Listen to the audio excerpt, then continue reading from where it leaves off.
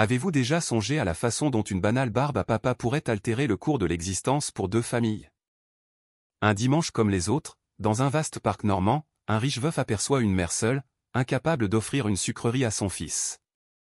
Sa fillette de 7 ans lui glisse à l'oreille, « Papa, elle n'a pas les moyens de lui prendre une barbe à papa. » Cette remarque innocente est le point de départ d'une série d'événements que nul n'aurait pu anticiper. Ce qui débute comme un geste de bienveillance élémentaire se mue en une histoire bien plus vaste. Suivez ce récit jusqu'au bout pour voir comment un élan de générosité peut se transformer en miracle, celui dont deux âmes meurtries avaient besoin pour croire de nouveau à l'amour. La lumière dorée du soleil couchant inondait le parc des étangs, en Normandie, alors que Lucas déambulait d'un pas lent avec sa fille, Chloé. À 38 ans, ce chef d'entreprise accompli arborait des tenues élégantes et des montres de prix, mais aucune de ses possessions ne parvenait à combler le vide qui s'était installé dans son cœur depuis la perte de son épouse, 3 ans auparavant. Son visage, bien que séduisant et entretenu, laissait transparaître des traits de lassitude qu'aucune richesse ne pouvait dissimuler. La jeune Chloé, venant tout juste de célébrer son 7e anniversaire, gambadait d'un banc à l'autre, montrant du doigt les ballons et les marchands ambulants, s'efforçant de décrocher ne serait-ce qu'un semblant de sourire de son père.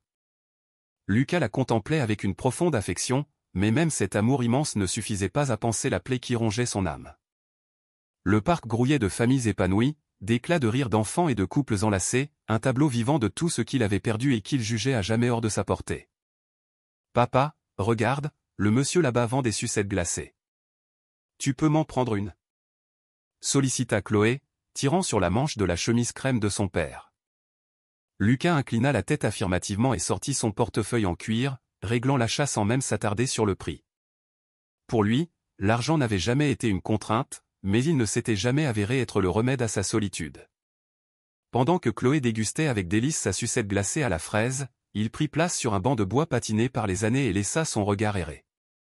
Les exclamations joyeuses des enfants qui s'adonnaient au football sur l'herbe verte formaient un contraste saisissant avec le silence pesant qui enveloppait chaque soir sa grande maison de campagne. Son entreprise était florissante, ses actifs financiers ne cessaient de croître, mais sa demeure demeurait un mausolée glacial où seul lui, sa fille et les fantômes d'une femme disparue cohabitaient. Lucas exhala un long soupir, se demandant s'il retrouverait un jour un sentiment de plénitude, si l'existence lui offrirait une occasion de sourire authentiquement. Chloé s'élança vers l'aire de jeu et Lucas la couva du regard, veillant sur sa sécurité. Une brise légère fit frémir le feuillage des arbres, emportant avec elle le parfum suave des barbes à papa confectionnées près de la fontaine principale. Cette fragrance lui évoqua les dimanches de son enfance, quand sa mère l'accompagnait au parc et que la vie semblait plus simple, plus pure. Aujourd'hui, auréolé de succès, il se sentait plus égaré que jamais. Son téléphone se mit à vibrer dans sa poche, sans doute un autre courriel professionnel, une autre réunion impérative, un autre contrat faramineux à paraffer. Il choisit de l'ignorer. Pour la première fois depuis des mois, il prit la résolution d'être simplement là, bien que cette présence fût empreinte de mélancolie. Il observa Chloé s'installer sur une balançoire et l'inviter à la pousser, son visage d'enfant rayonnant d'une allégresse dont il peinait à se souvenir. Il s'approcha et imprima une douce impulsion à la balançoire, se laissant bercer par ses rires cristallins, une mélodie céleste au cœur du tumulte ambiant. « Plus fort, papa, plus fort !» s'écriait Chloé, transportée. L'espace d'un instant, Lucas sentit l'étau autour de sa poitrine se desserrer. Tout n'était peut-être pas perdu. Peut-être que dans le regard scintillant de sa fille subsistait une lueur suffisante pour le ramener vers la vie. Mais cette pensée fut aussi fugace qu'elle était apparue, la réalité le rattrapant tel un ressac glacial. Une fois Chloé descendue de la balançoire, il leur faudrait regagner cette demeure immense et déserte, où les couloirs renvoyaient l'écho de la solitude, où des pièces restaient closes car les ouvriers revenaient à se confronter à l'absence, où chaque objet lui rappelait qu'il avait érigé un empire mais avait perdu l'essentiel, une famille unie. Lucas aida Chloé à quitter la balançoire, elle lui prit la main avec une confiance totale. « Je t'aime, papa » déclara la fillette à l'improviste, le fixant de ses yeux noisettes, répliques exactes de ceux de sa mère. Il sentit sa gorge se nouer et se pencha pour l'étreindre passionnément, dissimulant les larmes qui perlaient à ses paupières. « Moi aussi je t'aime, ma princesse, plus que tout au monde » chuchota Théil dans ses cheveux châtains. Ils restèrent ainsi un moment, le père et la fille, liés par un amour indéfectible au sein d'un parc peuplé d'anonymes. En se relevant, Chloé pointa du doigt un stand de barbe à papa tout proche. « Tu m'en achètes une, papa ?» « Mes préférées » ce sont les roses. Lucas opina et ils se mirent en marche, ignorant qu'à quelques pas de là, un autre drame se jouait. Un drame qui allait bientôt croiser le leur et tout bouleverser. Car le destin se manifeste souvent là où on l'attend le moins, sous les traits d'un banal dimanche au parc. Manon tenait fermement la petite main de Léo en parcourant ce même parc, s'efforçant de masquer à l'enfant de 5 ans l'angoisse qui lui oppressait le cœur. À son âge, cette femme au regard doux et à la longue chevelure noire nouée en queue de cheval portait tout le poids du monde sur ses épaules menues. Sa modeste robe vert olive, élimée aux coutures, et ses sandales marron usées témoignaient d'un combat quotidien pour la survie. Elle jeûnait depuis le matin pour que Léo puisse manger à sa faim. Dans sa poche, il ne lui restait que quelques pièces de monnaie, précieusement conservées pour le bus de ligne qui les reconduirait à leur modeste appartement, en périphérie d'une ville normande. Le parc était leur refuge gratuit, le seul lieu où elle pouvait offrir à son fils un semblant d'enfance normale, le temps de quelques heures dominicales. « Maman, regarde tous les enfants qui s'amusent », lança Léo, désignant l'air de jeu avec exaltation. Ses yeux bruns pétillaient d'une innocence qui déchirait l'âme de Manon. Elle lui offrit un sourire tendre, bien qu'intérieurement, elle se sentit s'effondrer un peu plus. Tous ces enfants avaient des parents capables de leur offrir des jouets, des habits neufs, des repas copieux. Elle peinait à conserver un toit sur leur tête. Le père de Léo les avait quittés dès l'annonce de la grossesse, la laissant seule face à un ventre qui s'arrondissait et un avenir en suspens. Depuis, elle avait enchaîné les petits emplois, ménage, lessive, garde d'enfants, au détriment de sa propre santé. Mais la conjoncture économique s'était dégradée et le travail se faisait rare. Voilà 2 mois qu'elle était sans emploi fixe, et ses maigres économies avaient fondu. Les nuits d'insomnie à jongler avec des factures insolvables avaient creusé sous ses yeux des cernes que son maquillage à bas prix ne pouvait plus camoufler. Léo se précipita vers un banc et s'y installa, agitant ses petites jambes qui pendaient dans le vide. Manon s'assit près de lui et l'enlaça, humant le parfum de savon bon marché de ses cheveux. « Tu es content, mon trésor ?» interrogea-t-elle, avide d'une réponse positive, désireuse de savoir que son fils pouvait encore sourire malgré tout. Léo opina avec vigueur, mais son attention fut soudain captée par une lueur au loin. Manon suivit son regard et aperçut le stand de barbe à papa, avec ses nuages roses et bleus dignes d'un conte de fées. Son estomac se serra, elle devinait la suite. « Maman, tu peux m'acheter une barbe à papa ?»« s'il te plaît, implora Léo de sa voix fluette capable de faire fondre la glace. Manon sentit le temps se suspendre. Elle possédait précisément 1,50 €. Le trajet retour en bus leur coûterait 3 €, et elle ne serait pas payée avant 3 jours pour le service rendu à sa voisine de palier. « Mon cœur, ce n'est pas possible aujourd'hui, » articula Manon, la voix chevrotante, se haïssant de devoir refuser une chose si simple à son enfant. Léo baissa la tête, et elle vit la déception envahir son petit visage. « Mais je te promets que très vite, dès que maman aura un nouveau travail, je t'offrirai la plus grande barbe à papa qui existe. D'accord ?» Elle tenta une intonation pleine d'espoir, mais sa voix trahit une tristesse qu'elle ne put maîtriser. Léo acquiesça en silence, et cette résignation fut plus douloureuse que n'importe quelle colère. Son fils apprenait à renoncer, à modérer ses attentes envers la vie, et cette prise de conscience brisait le cœur de Manon plus que toute souffrance physique. Elle le serra plus forte encore, comme pour compenser par cette étreinte tous les manques, toutes les nuits le ventre creux, tous les refus qu'elle avait dû prononcer. Les larmes lui montèrent aux yeux, mais elle les refoula. Si elle se laissait aller à pleurer, là, au milieu de ce parc où le bonheur semblait la norme, elle risquait de ne plus pouvoir s'arrêter. Un groupe d'enfants passa en courant près d'eux, riant et jouant à se poursuivre, une glace ou une friandise à la main. Léo les suivit d'un regard envieux, mais resta silencieux. Manon éprouva un mélange de fierté et de douleur devant la maturité de son fils, une maturité précoce pour ses 5 ans. À cet âge, les enfants devraient être insouciants, réclamer sans connaître la valeur de l'argent, croire en un monde magique où tous les désirs sont exaucés. Mais Léo connaissait déjà la signification du mot « non ». Il savait que sa mère ne pouvait pas toujours, même avec toute la volonté du monde. « Viens, allons voir les canards sur l'étang », proposa Manon pour détourner son attention, pour sauver ce dimanche de la déception totale. Léo quitta le banc et lui prit la main docilement, marchant à ses côtés.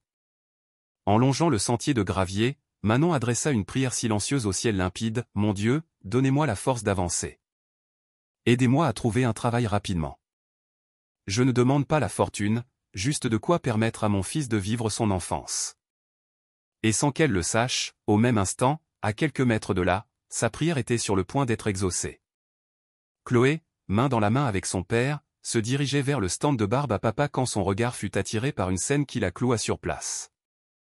Un peu plus loin, sur un banc décrépit, une femme étreignait un jeune garçon qui regardait avec mélancolie le même stand de friandises.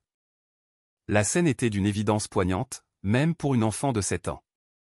Chloé tira plus fort sur la manche de son père, l'obligeant à s'arrêter et à la regarder. « Qu'y a-t-il, ma princesse ?» demanda-t-il avec douceur, suivant la direction de son regard. C'est là qu'il la vit. La femme élancée en robe vert olive serrait l'enfant contre elle et, malgré la distance, Lucas perçut la lueur de larmes dans ses yeux, le tremblement de ses lèvres tandis qu'elle lui parlait. Cette image le toucha au plus profond de lui-même, un choc invisible qui le confronta à la détresse d'autrui. « Papa » chuchota Chloé, sa voix chargée d'une compassion étonnante pour son âge. Elle n'a pas les moyens de lui prendre une barbe à papa. Ces mots simples, prononcés avec l'innocence candide de l'enfance, résonnèrent en Lucas comme une vérité persistante. Il examina plus attentivement la femme et l'enfant, notant les indices d'une existence précaire, les vêtements usés mais impeccables, les sandales abîmées, le geste de vérifier une poche avec des doigts hésitants, pour la refermer avec un air de défaite. Le garçon avait le visage baissé, et sa mère le berçait doucement, comme pour apaiser une peine qu'aucune étreinte ne pouvait totalement effacer. Lucas sentit une émotion nouvelle l'envahir, une émotion qu'il avait réprimée pendant des années sous le poids du travail, des obligations, d'une routine qui le mettait à l'abri des sentiments. Mais elle était là, renaissant en lui rappelant son humanité, sa capacité à être ému par la souffrance d'autrui. « Viens avec moi, mon cœur » dit Lucas en prenant résolument la main de Chloé, se dirigeant vers le stand de barbe à papa. Le vendeur, Monsieur Antoine, un homme âgé à la moustache poivre et sel et au tablier maculé de sucre, l'accueillit avec un sourire chaleureux. « Bonjour, monsieur. Que vous sers-je » Lucas sortit son portefeuille et désigna les plus grosses barbes à papa exposées. « Je vais vous prendre 2 des plus grandes, une rose et une jaune, s'il vous plaît. » Il paya sans prendre sa monnaie et s'empara des 2 nuages sucrés aux couleurs éclatantes. Chloé l'observait avec des yeux pleins d'admiration, comme si son père s'apprêtait à accomplir un acte héroïque. « On va faire une bonne action, ça te dit » lui demanda Lucas, et elle acquiesça vivement, ayant parfaitement saisi son intention. Ensemble, ils se dirigèrent vers Manon et Léo, le pas assuré mais empreint d'une tendresse que Lucas n'avait pas éprouvée depuis longtemps. Manon leva la tête en les voyant s'approcher de son banc. Un homme de haute stature, en chemise beige et pantalon sombre, accompagné d'une ravissante fillette en robe blanche à motifs, s'arrêta devant elle, un léger sourire aux lèvres. Une crainte instinctive la saisit, cette méfiance née des coups durs de la vie, mais quelque chose dans le regard de cet homme la rassura. « Pardonnez-moi de vous importuner » commença Lucas d'une voix posée, mais ma fille et moi avons cru comprendre que ce jeune homme avait envie d'une barbe à papa. Il tendit la barbe à papa jaune à Léo, qui chercha l'approbation de sa mère, ses grands yeux bruns écarquillés par la surprise. Manon resta sans voix, peinant à réaliser ce qui se passait. « Acceptez, je vous en prie » insista Lucas. « Cela nous ferait très plaisir. » Chloé s'avança et adressa un sourire sincère à Léo, brandissant sa propre barbe à papa rose, comme pour l'encourager à accepter ce cadeau sans gêne. Léo regarda sa mère avec des yeux implorants, et Manon, les joues désormais baignées de larmes, acquiesça lentement. Le garçon saisit la barbe à papa jaune à 2 mains, comme le plus précieux des trésors, et un sourire radieux illumina son visage. « Merci, monsieur, merci beaucoup » balbutia-t-il avant de croquer dans le nuage sucré. Manon tenta de formuler des remerciements, mais ne put que porter une main tremblante à sa bouche en sanglotant discrètement. « Il n'y a pas de quoi » dit Lucas avec douceur, sachant que certains gestes se passent de mots. Il se mit à la hauteur de Léo et lui passa une main affectueuse dans les cheveux. « Régale-toi bien, champion. » Puis il se releva, adressa un dernier regard empreint de compréhension et de respect à Manon, et prit la main de Chloé. Excellente fin de journée. Il s'éloigna sans attendre d'autres remerciements, sans chercher la moindre reconnaissance. Pour lui, la récompense résidait dans cet simple acte de générosité. Mais aucun d'eux ne se doutait que cette rencontre éphémère n'était que le prélude d'une histoire bien plus grande, une histoire que le destin avait déjà commencé à écrire. 4 jours après l'épisode du parc, Lucas pénétrait dans un café d'un quartier animé de Rouen pour un rendez-vous professionnel. Les arômes de café fraîchement torréfié et de viennoiserie flottaient dans l'air de cet établissement accueillant, orné d'œuvres d'artistes locaux et de plantes en suspension. Son collaborateur ayant 20 minutes de retard, il commanda un grand café et consulta quelques dossiers en attendant. Il choisit une table près de la vitrine, qui lui offrait une vue sur l'incessant balai de la rue. Des étudiants chargés de sacs à dos, des cadres pressés, des vendeurs ambulants. La ville pulsait à son rythme effréné, mais Lucas, ce jour-là, se sentait curieusement apaisé. Quelque chose avait changé en lui depuis ce dimanche au parc. Une impression indéfinissable, comme si une porte jusque-là verrouillée en lui s'était légèrement entr'ouverte. Le garçon lui servit son café fumant, et Lucas le gratifia d'un sourire authentique, une attitude qui aurait surpris ses propres collaborateurs. Tandis qu'il savourait son café et parcourait un contrat, une voix féminine provenant du comptoir capta son attention. « Je comprends, madame, mais j'ai vraiment besoin de cet emploi. Je suis disponible dès demain si vous le souhaitez. » Le ton était suppliant, mais empreint de dignité. La voix de quelqu'un en quête d'une chance, non d'une aumône. Lucas leva les yeux et son cœur rata un battement. C'était elle, la femme du parc. Manon se tenait devant la gérante du café, Madame Valérie, vêtue d'un pantalon noir sobre et d'un chemisier blanc à manches longues usées au poignet. Ses cheveux noirs étaient noués en un chignon bas, quelques mèches folles encadrant son visage où se lisaient la fatigue et le souci. La gérante, une femme corpulente d'une cinquantaine d'années, portant un tablier fleuri, hochait négativement la tête tout en rangeant de la vaisselle. « Je suis sincèrement navré, mais j'emploie déjà 2 personnes et je ne peux me permettre une 3e. De plus, il me faut quelqu'un qui puisse travailler tard les week-ends. »« Je peux travailler tard, cela ne me pose aucun problème, » insista Manon, une pointe de désespoir dans la voix. Ses mains se crispaient sur le comptoir, comme pour forcer le destin. « Je suis très sérieuse. J'apprends vite, je peux faire le ménage, le service, tout ce qu'il faudra. » La gérante soupira, manifestement peinée de devoir et conduire une personne si manifestement dans le besoin. « Je vous crois, ma petite dame, mais le souci, c'est que vous avez un enfant en bas âge. Comment ferez-vous s'il vous faut travailler jusqu'à 22 ou 23 heures ?» Manon ouvrit la bouche, mais aucun son n'en sortit. C'était l'éternelle question qui anéantissait chacune de ses démarches. Elle n'avait aucune famille dans la région. Personne pour s'occuper de Léo en dehors des horaires classiques. Sa voisine, qui l'aidait ponctuellement, ne pouvait le faire que quelques heures par jour. C'était une impasse, elle devait travailler pour élever son fils, mais son fils l'empêchait de trouver du travail. « Je vois, » murmura Manon en baissant la tête, luttant pour contenir ses larmes. « Pas ici, pas devant des inconnus. Merci pour votre temps, madame. » Elle tourna les talons, les épaules voûtées par la déception, lorsqu'une voix d'homme la figea sur place. « Excusez-moi, Manon. » Elle se retourna, déconcertée, et reconnut l'homme du parc, celui qui avait offert la barbe à papa à Léo, attablé près de la vitrine. Lucas se leva et s'avança vers elle, l'air bienveillant. « Je suis Lucas. Nous nous sommes croisés dimanche, au parc des étangs. » Manon sentit une vague de honte la submerger. De tous les témoins possibles de son humiliation, il fallait que ce soit lui, cet homme généreux qui avait déjà entrevu sa misère. « Oui, je m'en souviens, » répondit-elle d'une voix faible, priant pour disparaître sur le champ. « Encore merci pour votre geste. » Léo ne cesse d'en parler. Lucas perçut son embarras, sa façon de fuir son regard, et choisit d'être à la fois direct et délicat. « J'ai surpris votre conversation avec la gérante. Vous êtes à la recherche d'un emploi ?» Manon acquiesça en se mordillant la lèvre, hésitant entre la confidence et la fuite. Mais la chaleur de son regard, l'absence totale de jugement dans son expression, la convainquirent de rester. « Oui, depuis 2 mois. Il est difficile de trouver un poste compatible avec mes obligations de mère. » Lucas hocha la tête avec compréhension et lui montra sa table. « Accepteriez-vous de vous asseoir un instant ? J'aimerais échanger avec vous, si vous avez un moment. » Manon balança un regard entre la porte et lui. La prudence lui dictait de refuser, mais en même temps, qu'avait-elle à perdre ? Elle était au plus bas. Volontiers, finit-elle par accepter, le suivant jusqu'à la table. Elle s'installa sur la chaise qu'il lui désignait, posant son sac élimé sur ses genoux tel un rempart. Ni l'un ni l'autre ne se doutait que cette discussion impromptue allait infléchir le cours de leur destinée.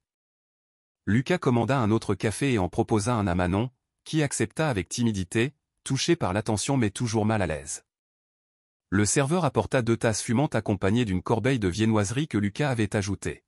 « Je vous en prie, servez-vous » dit-il simplement, avançant la corbeille vers elle. Manon prit un croissant, plus par convenance que par appétit, bien que son estomac criât famine. Alors que le café chaud la réconfortait, Lucas engagea la conversation sur un ton léger, s'enquérant de son fils, de son prénom, de son âge. D'abord sur la réserve, elle se laissa peu à peu aller, désarmée par sa curiosité sincère. Léo a 5 ans, il en aura 6 en décembre. C'est un enfant adorable, très sage, il ne me pose aucun souci. Sa voix se teinta de fierté maternelle, cet amour inconditionnel qui défie toutes les épreuves.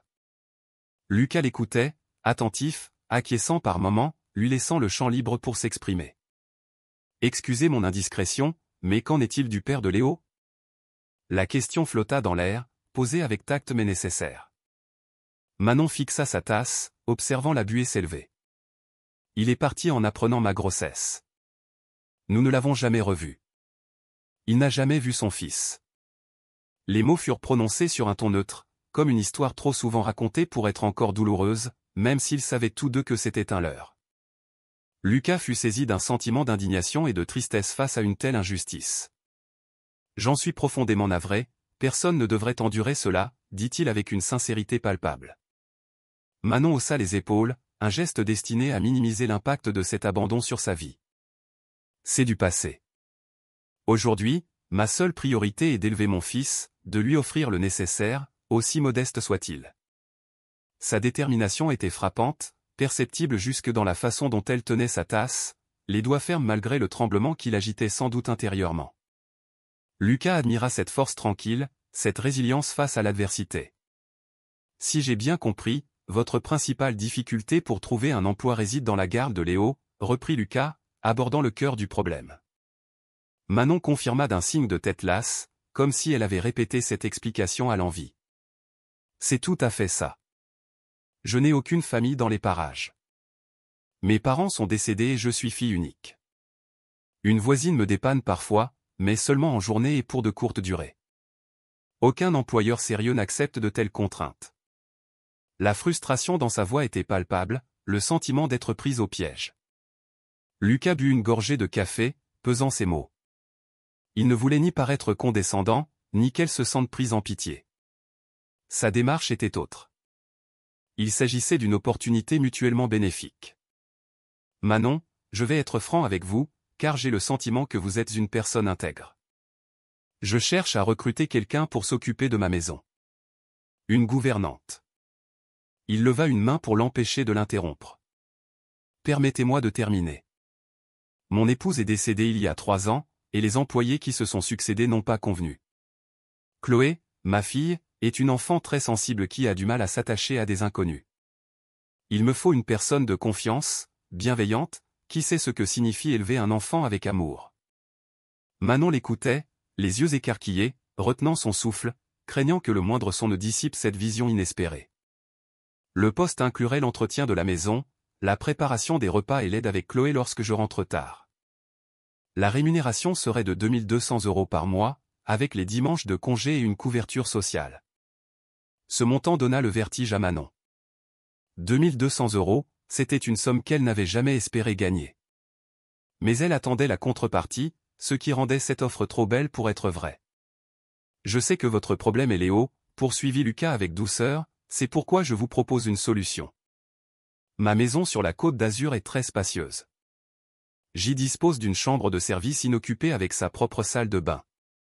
Si vous acceptez ce poste, vous pourrez vous y installer avec votre fils, sans frais de logement ni de nourriture. » Manon sentit les larmes couler malgré elle sur ses joues, tandis qu'elle tentait d'assimiler cette proposition. Ce devait être une farce macabre, le fruit de son imagination aux abois. « Pourquoi » parvint-elle à articuler, la voix brisée, cherchant à comprendre les motivations d'une telle générosité. « Pourquoi m'aider ainsi ? Vous ne me connaissez pas. » Lucas esquissa un sourire tendre, se remémorant cet instant au parc où sa fille lui avait révélé une vérité qu'il s'était refusé à voir. « Parce que ce jour-là, au parc, lorsque ma fille m'a fait remarquer que vous ne pouviez pas offrir une barbe à papa à votre fils, j'ai eu une prise de conscience. J'ai compris que j'étais si absorbé par mon propre deuil que j'en étais devenu aveugle à la détresse des autres. Et j'ai aussi compris que j'avais besoin d'aide. L'aide d'une personne authentique, qui sait ce que c'est que d'aimer un enfant plus que tout. Il se pencha légèrement vers elle, la fixant droit dans les yeux. Il ne s'agit pas de charité, Manon. C'est un véritable emploi, avec de véritables responsabilités. Vous m'apporteriez beaucoup, à moi et à Chloé, et en retour, je vous offre une stabilité pour vous et pour Léo. C'est un arrangement équitable. Mais le visage de Manon exprimait plus que de la reconnaissance. Il y avait aussi de l'appréhension, cette peur panique d'oser croire que la chance pouvait enfin lui sourire. Si vous appréciez ce récit, pensez à cliquer sur j'aime et à commenter, Dieu pourvoira. Manon s'essuya les joues du dos de la main, s'efforçant de retrouver son calme tout en pesant la proposition qu'on venait de lui faire. Je ne sais que dire, balbutia-t-elle, ses doigts crispés sur la tasse de café, son seul point d'ancrage dans une réalité qui semblait lui échapper. C'est une offre extraordinairement généreuse, monsieur Lucas, mais je ne peux l'accepter. Les mots lui coûtèrent, chaque syllabe une torture. Lucas parut surpris par ce refus. Pourquoi donc? Je croyais que cela répondait précisément à vos besoins. Manon secoua la tête, embarrassée de devoir justifier ses scrupules. Je ne veux pas que vous me preniez pour une profiteuse, que vous pensiez que j'accepte par pitié. Vous et votre fille avez déjà été si bons avec moi. Je ne peux vous imposer davantage, ce ne serait pas juste. Sa dignité transparaissait même dans son dénuement, cette fierté qu'il avait portée toutes ces années. Lucas comprit qu'il n'avait pas affaire à une femme en quête de charité, mais à une personne de principe, prête à souffrir plutôt qu'à se sentir redevable. Manon, regardez-moi, dit Lucas avec une fermeté bienveillante. Elle leva vers lui un regard marron encore embué, mais où brillait une force admirable. Il ne s'agit pas de pitié. Si je voulais faire un don, je vous donnerais de l'argent. Mais cela ne résoudrait rien, ni pour vous, ni pour moi. Je vous propose un travail honnête, pour lequel vous serez rémunéré. Le logement inclus n'est qu'une modalité, comme cela se pratique dans de nombreuses entreprises. Il se cala dans son fauteuil, laissant ses paroles faire leur chemin. De plus, pour être tout à fait franc, j'ai besoin d'une personne de confiance chez moi. Chloé a énormément souffert de la perte de sa mère. Les personnes que j'ai employées jusqu'ici n'ont vu en ce poste qu'un salaire, sans implication personnelle. Mais en vous voyant avec Léo, la façon dont vous le protégez, j'ai compris que vous étiez différente. Vous savez ce qu'est l'amour maternel. Ces mots touchèrent une corde sensible chez Manon, la reconnaissance de ses efforts, de son amour pour Léo, par un tiers. Mais, monsieur Lucas, objecta-t-elle, cherchant encore une raison de refuser ce rêve improbable, je n'ai aucune référence. Je n'ai pas mon bac, j'ai dû travailler très tôt. Mon expérience se limite à des ménages, de la garde d'enfants. Je ne suis pas une professionnelle qualifiée. Sa voix trahissait son manque de confiance, toutes les insécurités qui la rongeaient. Lucas secoua la tête, un fin sourire aux lèvres. Les personnes les plus remarquables que j'ai rencontrées n'avaient pas de diplôme. Ma propre mère n'a fait que des études primaires, et c'était la femme la plus sage que je connaisse. Ce qui compte, ce sont les qualités humaines, l'intégrité, le cœur. Et je vois tout cela en vous. Il se pencha de nouveau vers elle, le regard intense mais doux. Laissez-moi vous aider, et ce faisant, vous m'aiderez en retour. C'est une situation gagnant-gagnant, y compris pour nos enfants, qui pourraient se trouver un compagnon de jeu. L'évocation des enfants fit mouche. S'il y avait une chose qui la peinait plus que sa propre solitude, c'était de voir Léo si seul. Manon ferma les yeux un instant, respirant profondément, tiraillée entre la peur et l'espoir. Quand elle les rouvrit, elle avait pris sa décision. « Je peux vraiment venir avec Léo ? La présence d'un enfant ne vous dérangera pas ?» Sa voix était presque celle d'une petite fille en quête de réassurance. Lucas eut un rire léger, un son chaleureux qui éclaira son visage habituellement grave. « Manon. Le silence pèse sur ma maison depuis 3 ans. Un peu d'animation enfantine est précisément ce qu'il lui faut. Et je suis persuadé que Chloé sera enchantée d'avoir de la compagnie. Elle est si souvent seule. » Manon sentit ses dernières réticences s'évanouir. « Quand souhaiteriez-vous que je commence ? » demanda-t-elle d'une voix à peine perceptible, encore incrédule. « Lundi prochain, cela vous convient? Ça vous laisse le temps de vous organiser, de donner votre préavis, de préparer Léo. Lucas sortit une carte de visite et nota une information au verso. Voici mon adresse, dans un quartier résidentiel de la Côte d'Azur, et mon numéro de portable. N'hésitez pas à m'appeler si vous avez la moindre question, ou pour l'organisation du déménagement. Manon prit la carte, les mains tremblantes, lisant l'adresse à l'écriture nette et assurée. La Côte d'Azur, un lieu synonyme de luxe et d'inaccessibilité, où elle n'aurait jamais imaginé poser le pied, encore moins habité. Merci, monsieur Lucas, chuchota TL, submergé par l'émotion. Vous ne mesurez pas ce que cela représente pour Léo et moi. Je vous assure que vous ne le regretterez pas. Je ferai tout mon possible. Lucas tendit la main par-dessus la table et elle la saisit, scellant un accord qui dépassait le simple contrat de travail, un pacte tacite de respect et d'espoir. J'en suis convaincu, répondit-il. Et je vous garantis qu'à la maison, vous serez traité avec toute la dignité qui vous est due, vous et Léo. Ils se levèrent simultanément, deux étrangers que le destin venait de réunir de façon extraordinaire. Lucas régla la consommation et ils se dirigèrent ensemble vers la sortie. Sur le seuil, avant de prendre congé, Manon le regarda une dernière fois, les yeux brillants de reconnaissance. Que Dieu vous garde, monsieur Lucas. Sincèrement. Il acquiesça, touché par sa sincérité. À lundi, Manon. Et appelez-moi Lucas, je vous en prie. Tandis qu'elle s'éloignait d'un pas plus assuré qu'à son arrivée, Lucas la suivit du regard, se demandant s'il venait de faire le choix le plus judicieux de sa vie, ou s'il venait d'ouvrir une porte sur un avenir totalement inconnu. Le lundi matin arriva plus vite que Manon ne l'aurait cru. Devant l'imposant portail en fer forgé, flanqué de ses deux valises usées, la main de Léo dans la sienne, elle sentit ses genoux flageoler. La bâtisse qui se dressait devant elle était une vaste maison de campagne à 2 niveaux, à la façade ocre, aux larges fenêtres et au jardin impeccablement dessiné, digne d'une revue de décoration. « Maman, on va vivre là ?»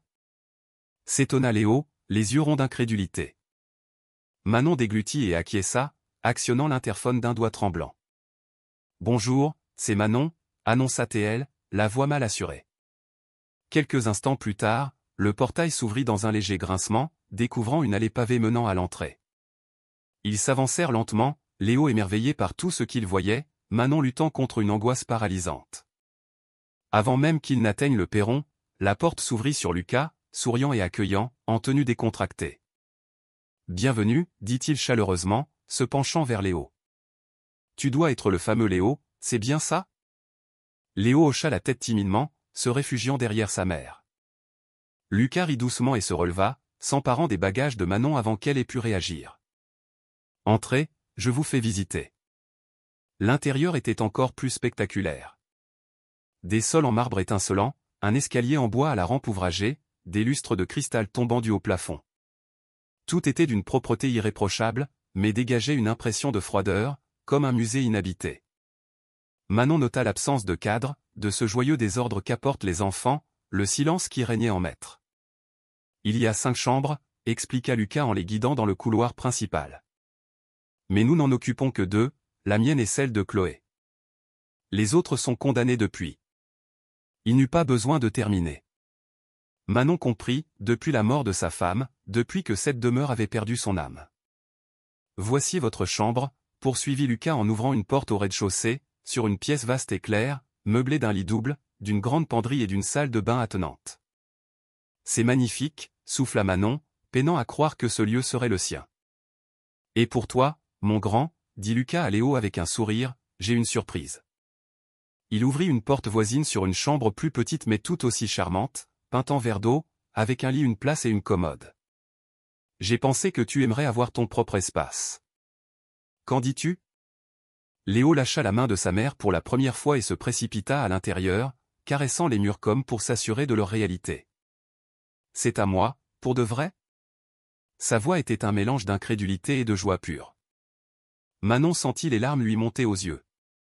Dans leur ancien logement, ils se partageaient une chambre minuscule. Léo n'avait jamais eu son propre lit, encore moins son propre univers. « C'est tout à toi, » confirma Lucas, visiblement heureux de son effet. « Tu pourras la décorer à ton goût, y mettre des affiches, des jouets, ce qui te plaît. » Léo revint vers sa mère et la serra fort contre lui. Merci, maman. Merci. Manon l'étreignit, la gorge nouée, incapable de prononcer un mot. Lucas leur accorda cet instant, conscient de ce que représentait pour eux ce qui pour d'autres n'était que la norme. Une fois leurs maigres affaires installées, Lucas leur fit faire le tour du propriétaire. La cuisine, vaste et moderne, équipée d'appareils en inox que Manon ne savait guère utiliser. Le salon, aux meubles design qui semblaient intouchables. La salle à manger d'apparat, manifestement inutilisée. N'hésitez pas à vous servir de tout, précisa Lucas, sentant la gêne de Manon. Considérez que vous êtes chez vous. Je veux que vous soyez à l'aise, pas des employés qui rasent les murs. Ces paroles étaient sincères, mais Manon savait qu'il lui faudrait du temps pour s'acclimater à un tel luxe. La visite s'acheva dans le jardin, où une aire de jeu semblait à l'abandon.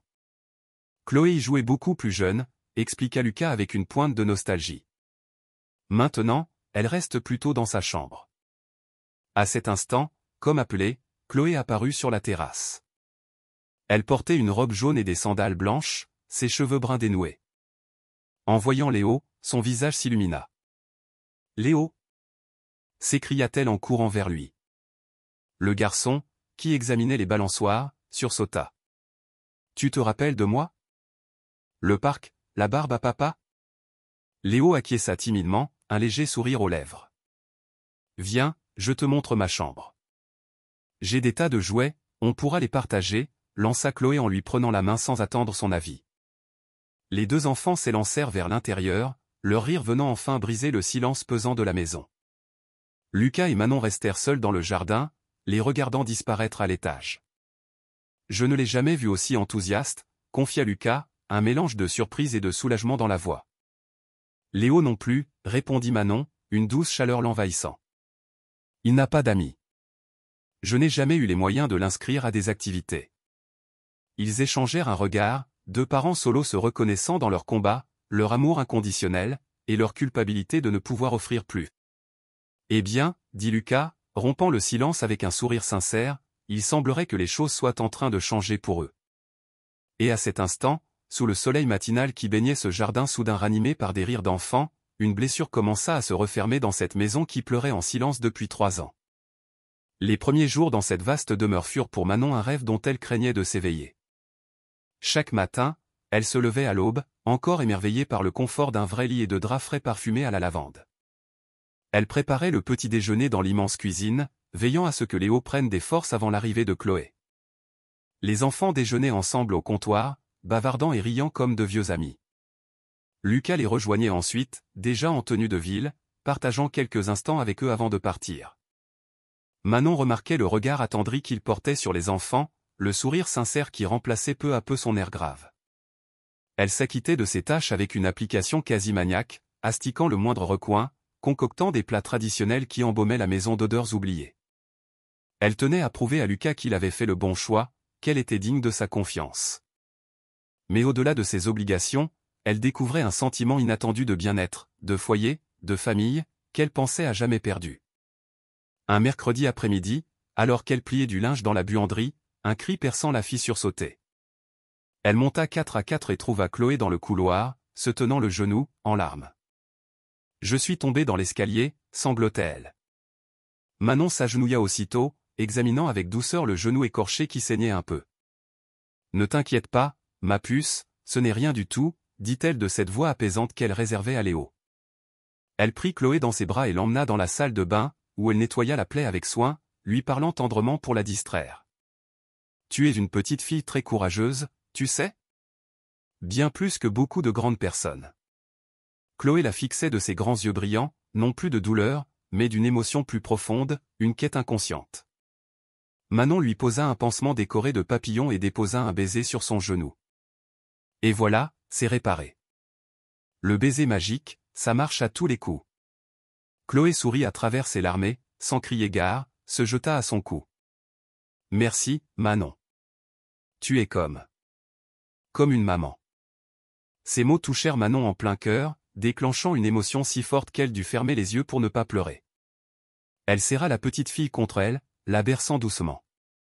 Et toi, tu es une petite fille très spéciale, murmura-t-elle dans ses cheveux, sentant se nouer entre elles un lien invisible, bien plus fort qu'un simple rapport de travail. Quand Chloé s'écarta, son visage était radieux, l'incident déjà oublié. « Je peux aller jouer avec Léo ?» demanda-t-elle, pleine d'entrain. Manon acquiesça, la regardant dévaler les escaliers, plus prudemment cette fois, pour rejoindre Léo dans le jardin.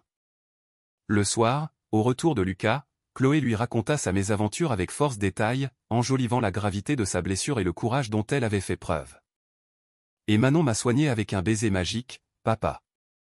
Comme le faisait maman. » Lucas croisa le regard de Manon par-dessus la tête de sa fille, un regard lourd de gratitude. Elle se contenta d'un signe de tête modeste, se disant qu'elle apportait peut-être à cette maison plus qu'un simple service.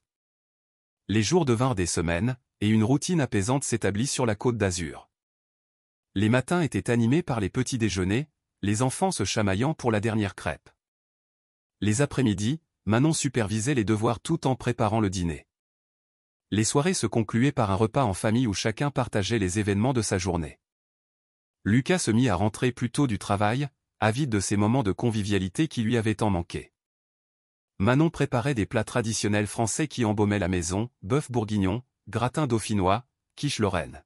« Je n'avais pas mangé aussi bien depuis ma mère », avoua Lucas un soir en se resservant de la quiche lorraine.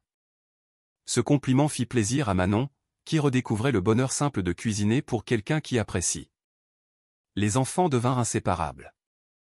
Léo suivait Chloé comme son ombre, et celle-ci endossait avec un naturel déconcertant son rôle de grande sœur. Ils jouaient dans le jardin jusqu'au crépuscule, bâtissant des cabanes avec de vieux draps, s'inventant des aventures de super-héros. Un samedi soir, les enfants endormis devant un film, Lucas proposa à Manon de prendre un café sur la terrasse. Elle accepta, un peu intimidée, encore mal à l'aise dans ces moments d'intimité. Ils s'installèrent sous les étoiles, dans la fraîcheur d'octobre. « Je tenais à te remercier », commença Lucas, sa voix empreinte de sincérité. « Tu as ramené la vie dans cette maison. Je ne l'aurais jamais cru possible. » Chloé s'est transformée. Elle sourit, elle parle. Elle est heureuse. Manon remua son café, les yeux dans sa tasse. C'est une enfant formidable. Elle avait juste besoin d'amour et d'attention. Lucas acquiesça, le regard perdu dans l'obscurité du jardin. Après la mort de ma femme, je me suis muré dans le silence. Je croyais protéger Chloé en l'épargnant, mais je ne faisais que l'isoler. Ta présence m'a rappelé que vivre, ce n'est pas seulement survivre. C'est ressentir, partager, oser être heureux à nouveau. Manon l'écoutait, silencieuse, sentant l'atmosphère se charger d'une nouvelle intensité. Et sous le regard des étoiles, tous deux pressentirent l'aube d'un sentiment qu'ils n'osaient encore nommer, mais qui germait, inéluctable, comme les fleurs qui s'épanouissaient de nouveau dans ce jardin longtemps délaissé. 3 mois s'étaient écoulés depuis l'arrivée de Manon et Léo, et la métamorphose était flagrante. La maison, jadis un froid musée, vibrait de vie, de rire, d'odeurs de cuisine, de jouets que Manon rangeait chaque soir avec le sourire. Chloé s'était épanouie, ses résultats scolaires en hausse, sa sociabilité retrouvée. Léo avait repris des couleurs, ses joues s'étaient arrondies, son regard s'était éclairci. Mais le changement le plus spectaculaire était celui de Lucas. L'homme grave et distant avait cédé la place à un père attentionné, qui rentrait tôt, jouait dans le jardin et riait de bon cœur.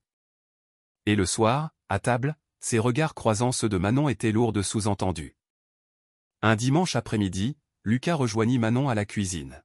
« J'ai une idée », annonça-t-il avec un entrain inhabituel. « Et si nous allions au parc des étangs demain ? C'est un jour férié pour les enfants. » Manon se retourna, surprise. « Au parc ? Tous les 4 ?» Sa voix la trahit. Lucas acquiesça, s'accoudant au comptoir. « Oui, en famille. Car c'est ce que nous sommes, n'est-ce pas ?» La question resta en suspens, chargée de sens. Le cœur de Manon s'emballa. « Oui, » répondit-elle doucement. « C'est ce que nous sommes. » Lucas sourit, ses yeux se plissant. Alors, c'est entendu. Pique-nique et départ matinal. Le lendemain, le temps était radieux. Les enfants, surexcités, étaient près les premiers. Manon avait préparé un panier garni. Lucas prit le volant en direction de la Normandie, les enfants chantant à l'arrière. Manon regardait le paysage défiler, se remémorant ses dimanches d'errance et d'angoisse dans ces mêmes lieux. « À quoi penses-tu » demanda Lucas. Elle le regarda, les yeux embués. À tout ce qui a changé. À la façon dont la vie peut basculer. Lucas lui prit la main, leurs doigts se mêlant avec une évidence troublante. « Dieu soit loué pour ce jour-là » murmura-t-il. Ils s'installèrent au parc, sous un grand arbre. Les enfants filèrent vers les jeux. « Manon » commença Lucas d'une voix grave mais douce. « Ces derniers mois ont été les plus heureux de ma vie depuis des années. Et ce n'est pas grâce à la maison impeccable ou à tes bons petits plats. C'est grâce à toi. Tu m'as rendu le goût de vivre. Tu prends soin de Chloé comme de ta propre fille. Ton sourire chaque matin est mon soleil. » Manon était sans voix. « Lucas. » commença-t-elle. Il l'interrompit d'un geste. « Laisse-moi finir. Notre arrangement de départ est devenu autre chose, du moins pour moi. Je ne veux plus que tu sois ma gouvernante. Je veux que tu fasses partie de ma vie, de notre famille, pour de bon. » Son regard était une question à cœur ouvert. « C'est la même chose pour moi, » avoua Manon, laissant couler ses larmes. « Je suis tombée amoureuse de cette vie, de Chloé, de cette maison qui est devenue la mienne. Et je suis tombée amoureuse de toi. De ta générosité, de ton amour pour ta fille, de la façon dont tu m'as permis de retrouver ma fierté. » Une chaleur intense envahit Lucas. Il se pencha vers elle, lentement. Leurs lèvres s'unirent dans un baiser tendre, une promesse silencieuse. En se séparant, ils souriaient tous deux à travers leurs larmes. « Papa. Manon. Venez nous pousser » cria Chloé, ignorant tout de la scène qui venait de se jouer. Léo accourut. « Maman, regarde comme je suis monté haut. » Manon rit en s'essuyant les joues. « J'ai vu, mon chéri. Tu as été très fort. » Lucas se leva, lui reprenant la main, et ils se dirigèrent vers les enfants. Sous le ciel normand, 4 cœurs meurtris venaient de trouver le chemin de la guérison, ensemble. 6 mois plus tard, un dimanche de mai ensoleillé, Lucas fut réveillé par des rires d'enfants dans le jardin. Il se leva et regarda par la fenêtre. Manon jouait avec les enfants. Elle portait une robe à fleurs pêche qu'il lui avait offerte. Une nouvelle assurance, une nouvelle joie émanait d'elle.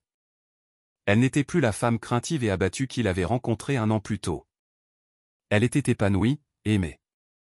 Et il l'aimait d'un amour qui le surprenait chaque jour. Il descendit. Léo et Chloé se précipitèrent vers lui. « Papa Lucas, regarde notre dessin » s'écria Léo. Il lui tendit une feuille où 4 bonshommes se tenaient la main sous un grand soleil, avec le mot « famille » en lettres multicolores. Lucas sentit sa gorge se serrer. « C'est magnifique, mon grand » dit-il en les serrant contre lui. Manon s'approcha, rayonnante. « Bonjour, mon amour » lui dit-il en l'embrassant tendrement, sous les rires des enfants. « J'ai une surprise » annonça Lucas. « Nous allons au parc des étangs aujourd'hui. » 1 heure plus tard, ils étaient en route pour le lieu de leur rencontre. Arrivés au parc, Lucas les mena à l'endroit précis, près du stand de Monsieur Antoine. Il retint Manon par la main. « Tu te souviens » lui demanda-t-il.